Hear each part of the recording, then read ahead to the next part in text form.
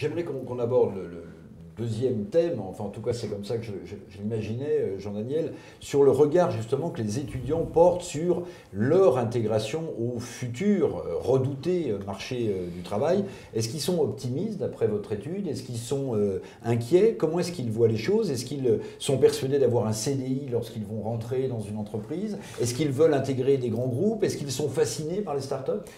Ils sont clairvoyants et en même temps volontaires quand on regarde les étudiants.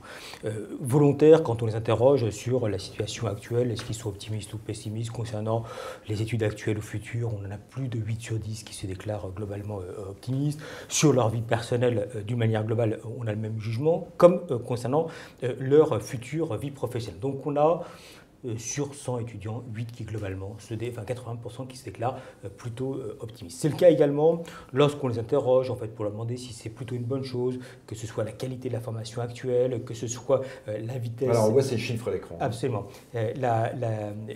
Donc ça c'est sur le tableau précédent. Si on passe sur le tableau suivant, on va voir également que sur la qualité de la formation actuelle, sur la vitesse des évolutions technologiques, voire même sur la situation économique actuelle du pays, que globalement, lorsqu'il est question de dimensions relatives à la qualité de la formation actuelle comme de la vitesse des évolutions technologiques, oui, ils sont plutôt à l'aise avec ces dimensions-là. En revanche, il y a une dimension qui est une dimension un peu externe à eux-mêmes, c'est-à-dire la situation économique du pays, et ils entendent, et au moment où nous avons réalisé l'enquête, que la croissance n'est peut-être pas exactement au rendez-vous auquel un certain nombre d'acteurs pouvaient penser que l'on serait, qui prennent en compte cette dimension-là, en disant nous avons globalement une formation, mais au final on n'est pas entièrement persuadé que la situation économique du pays va nous satisfaire. Et on va le voir également sur le tableau suivant, que pour autant, dans un même élan, lorsqu'on interroge justement ces jeunes, que nous disent-ils?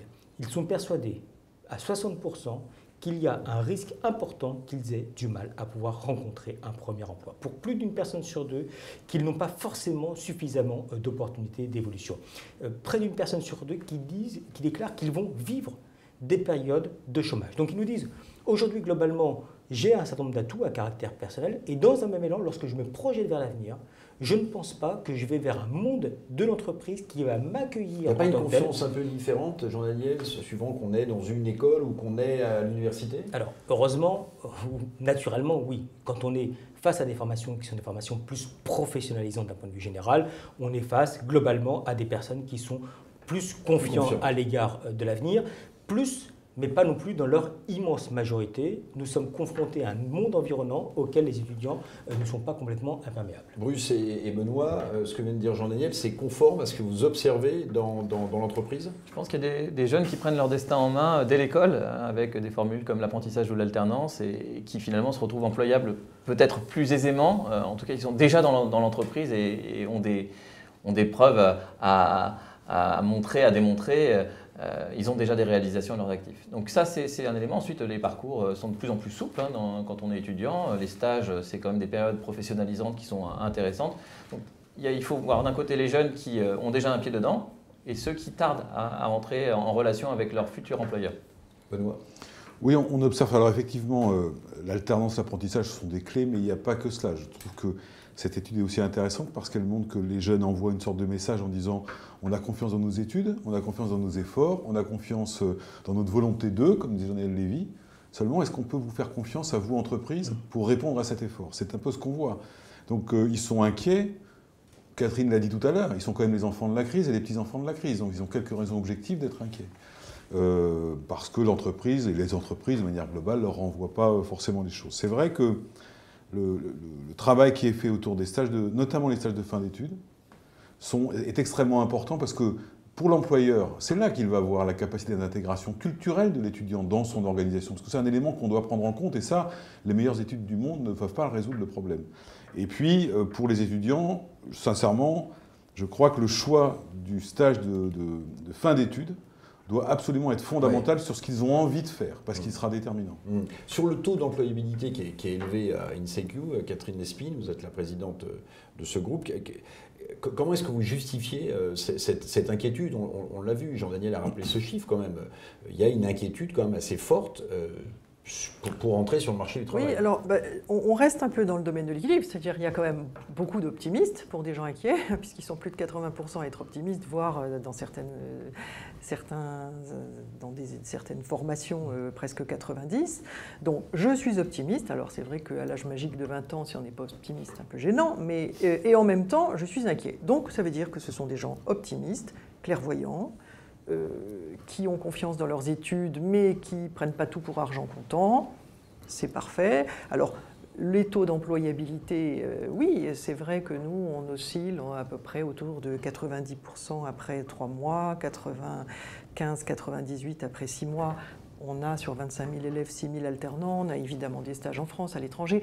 Au-delà des stages, il y a aussi la façon dont on les coach pour chercher ce stage, définir ce projet, et puis ensuite les mémoires, les travaux qui sont là pour prendre du recul, qui sont aussi très importants. Hein. Donc il y a vraiment cet équilibre entre l'expérience et le retour d'expérience.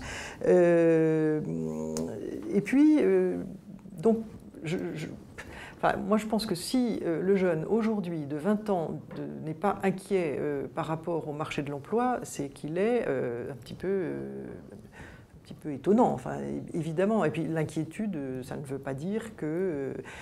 moi, je trouve que les jeunes sont extrêmement courageux quand ils cherchent du travail. Ils font, enfin, par rapport à notre époque, ils ont beaucoup de choses. Souvent, ils réfléchissent sur les profils. Ils ont des profils sur Internet qui les font aussi beaucoup, avoir un recul sur eux-mêmes, chercher des atouts bien au-delà des stages. Oui, puis bien au-delà des stages, ils vont chercher d'autres qualités. Enfin, moi, je les trouve très mûrs là-dessus. Donc, la maturité entraîne souvent un peu plus d'inquiétude. Hein. Catherine Lespine, je vous propose de rester avec nous, et ainsi que Jean-Daniel Lévy. Merci beaucoup à Benoît Serre et à Bruce Rock pour ce premier plateau. On voit au travers de cette étude des chiffres, les étudiants ont été interrogés. Au-delà des chiffres, que pensent les étudiants de leur avenir, de leur intégration sur le marché du travail? Le mieux encore, c'est de les écouter. Ça s'appelle Parole d'étudiants. Regardez.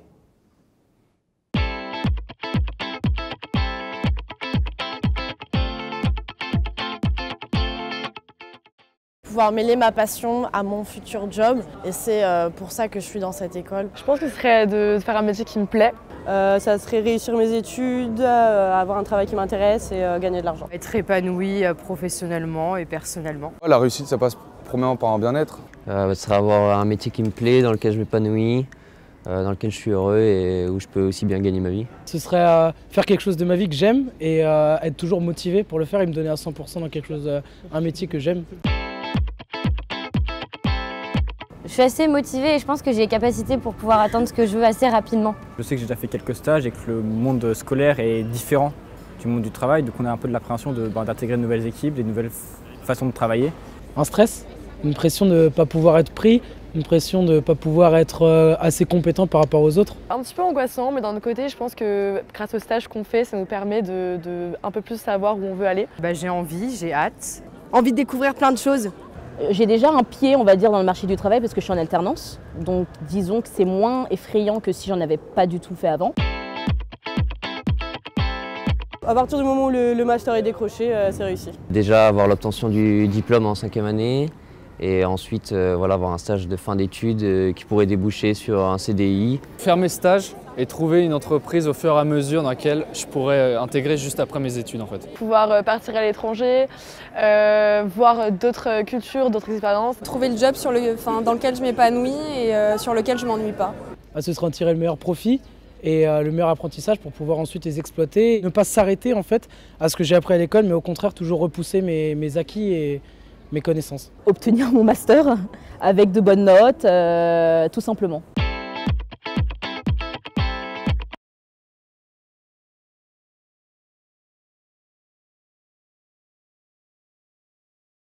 Plateau Isabelle Barthes, la directrice de la recherche INSECU, directrice générale d'INSEC School of Business and Economics, et Sylvie Faucheux, directrice de l'innovation pédagogique et de la RSE à INSECU, directrice aussi de l'IFG Executive Education. Soyez les bienvenus, mesdames. Catherine Lespine, présidente d'INSECU, on vient de voir ce sujet. Bon, les chiffres, c'est une chose, c'est important, cette étude d'Harris Interactive, mais écouter les étudiants, c'est formidable. Il y a des choses qui vous ont marqué dans ce sujet, parole d'étudiants? Oui, alors ce qui m'a marqué, non, marqué c'est un terme un peu fort, parce qu'on les connaît comme les étudiants, on les fréquente toute la journée. Je trouve que ce micro-trottoir reflète exactement la première partie de notre émission, c'est-à-dire qu'on a à la fois des jeunes souriants, sympathiques, qui n'ont pas l'air quand même qui répondent très clairement aux questions, qui parlent de stage à l'étranger, qui se disent finalement je veux travailler, oui, sur des sujets qui m'intéressent, avec des collègues avec qui je vais avoir des relations satisfaisances. Enfin, donc je trouve que ce micro-trottoir reflète, étonnamment, c'est peut-être pas un hasard non plus, hein, puisque ce sont des échantillons aussi, ce qu'on a dit. Voilà. Donc non, les étudiants sont mûrs, plus mûrs qu'on ne l'était, je pense. C'est vrai que quand j'étais... Ils sont moins aventuriers? Voilà, oui. Moi, quand je suis sortie en 82, j'ai pris un sac à dos et je suis partie à Katmandou, à Calcutta, et je suis revenue 6 mois après avec mes parents qui étaient très inquiets. Cela dit, dès que je me suis penchée, j'ai eu un job pendant que mon mari en a eu 3, puisqu'à l'époque, c'était toujours pareil. Hein. Voilà, les hommes avaient un peu plus de facilité, ce qui est toujours un peu plus le cas. Voilà, exactement.